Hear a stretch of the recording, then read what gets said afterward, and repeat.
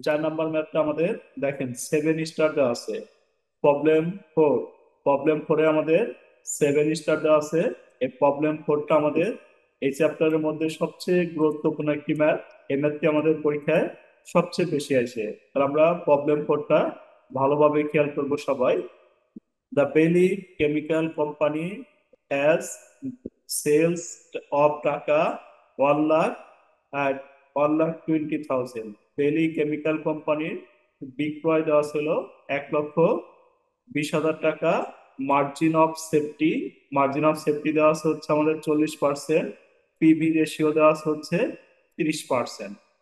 increase of fixed cost expense and increase of selling price have change margin of safety change হয়ে আগে আমাদের ছিল 40%, এখন হবে 35%। আর এখানে হবে পিবি রেশিও হলো আমাদের আগে 30% ছিল, এখন 40% হবে।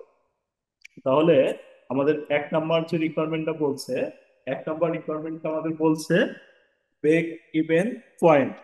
তাহলে ব্রেক ইভেন পয়েন্ট, এখানে কোনো ইউনিট নাই। তাহলে ব্রেক ইভেন পয়েন্টের যদি ইউনিট না থাকে, তাহলে আমরা ইউনিটের কোনো তথ্য বের করতে পারবো না। আমাদের বের করতে হবে কি, বিপি টাকা।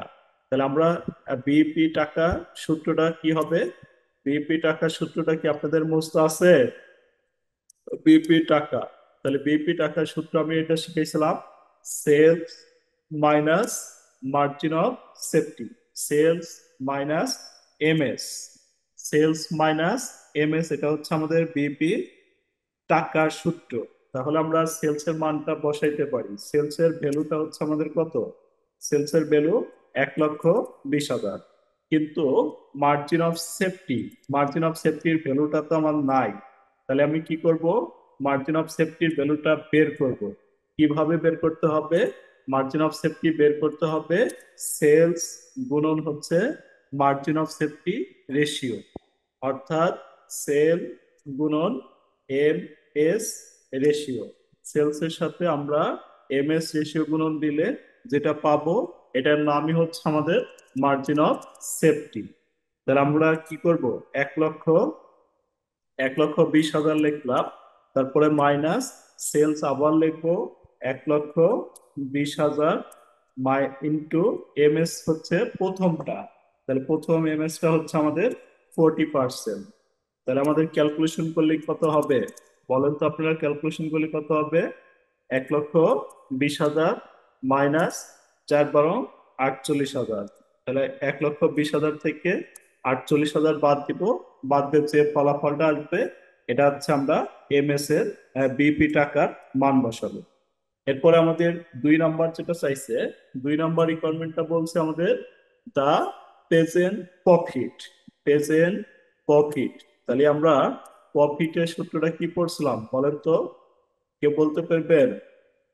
সেলস ইনটু মার্জিন অফ তাহলে সেফটি, আমরা আর হচ্ছে পি প্রফিটের গুণন সিম্পল হবে। প্রফিটের একটা সিম্পল কথা মনে রাখতে বলছিলাম। কি মনে রাখতে বলছিলাম? যে যদি দুইটা রেশিও থাকে, তাহলে সেলসের সাথে দুইটি রেশিও গুণন দিলে প্রফিট হবে। তাহলে এখানে তো আমাদের কি আছে? মার্জিন অফ সেফটিও আছে, তারপরে পিভি রেশিও আছে।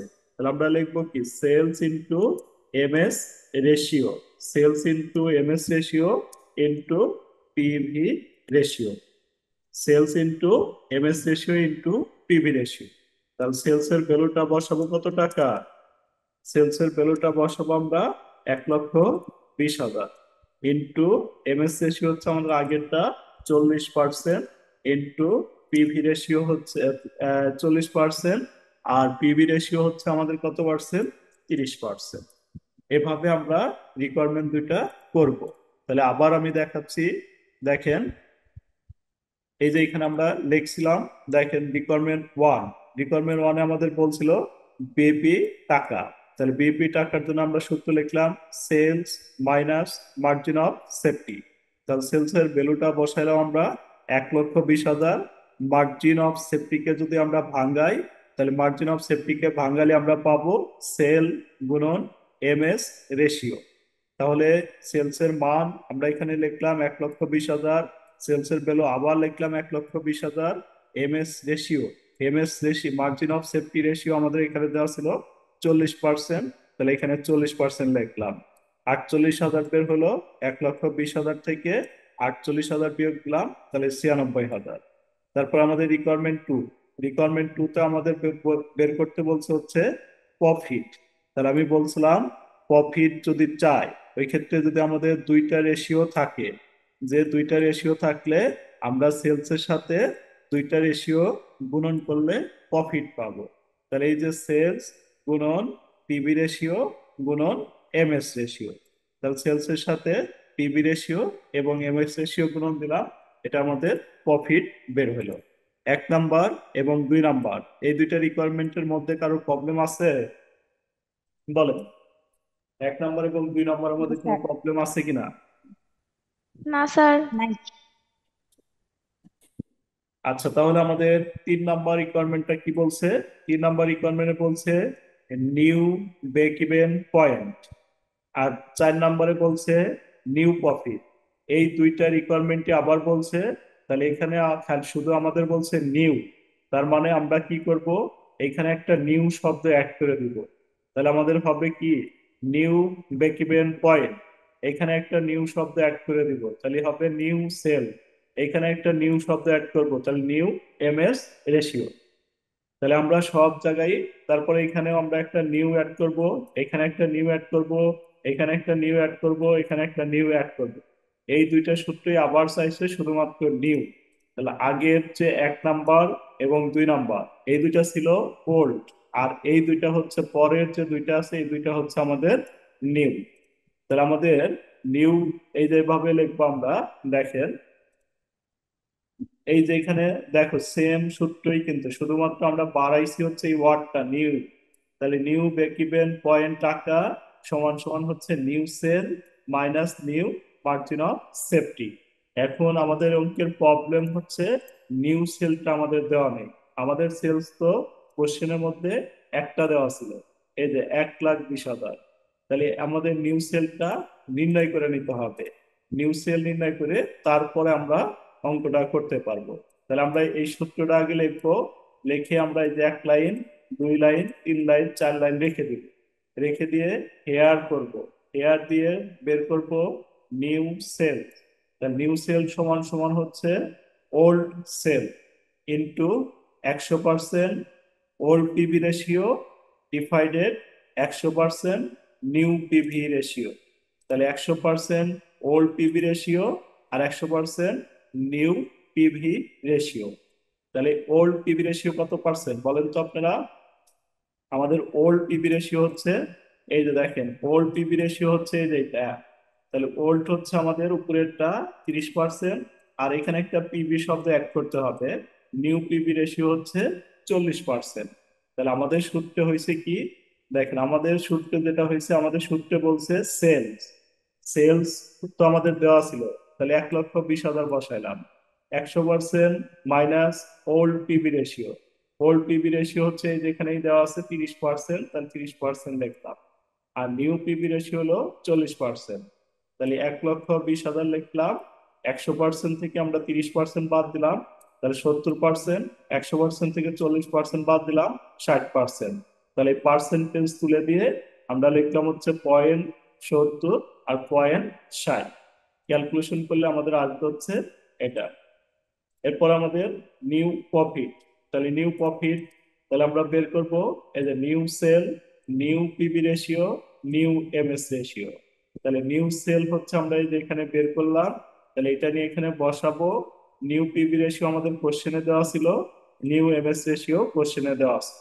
তাহলে আমরা ক্যালকুলেশন করলে নিউ প্রফিটটা পাবো। এরপরে আমাদের যে রিকোয়ারমেন্টটা চাইছে, দেখ আর প্রশ্নে স্যার কিভাবে বুঝবো যে ওর 40% হলো পিভি রেশিও? এখানে তো ডিরেক্ট বলা নাই। আমি কি আহ বললাম? আমি মার্জিন বলছি অফ যে সেফটি এই ওয়েট, আমি বলছি 35% যে বলা আছে। প্রশ্নে এখানে একটা পিবি লেখা না, প্রশ্নে এটা ও মিস্টেক আচ্ছা। হয়েছে, এখানে পিবি একটা লেখা নিতে বলছি আমি। ওখানে মিস্টেক আছে পিবি। হ্যাঁ, এখানে পিবিটা লিখে নেন শীটের সাথে, ঠিক আছে? জি স্যার। আছে। না স্যার। না স্যার।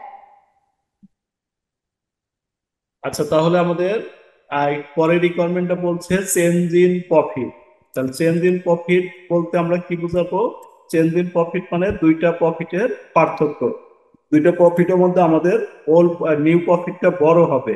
তাহলে চেঞ্জ ইন প্রফিট মানে দুইটা প্রফিটের পার্থক্য, লিখবো চেঞ্জ ইন প্রফিট। তাহলে চেঞ্জ ইন প্রফিট সমান new profit old profit. New profit আমরা বের করছিলাম 19,600, বসাইলাম। ওল্ড প্রফিট বের করছিলাম 14,400। তাহলে বাদ দিয়া যেটা হবে এটা হলো চেঞ্জ ইন প্রফিট। অঙ্কটা কিন্তু আমাদের ইম্পর্টেন্ট একটা ম্যাথ। তাহলে এটা কি আমরা বুঝতে পারছি না কোনো সমস্যা আছে বলেন? যদি কোনো সমস্যা থাকে আবার বলবো, বলো।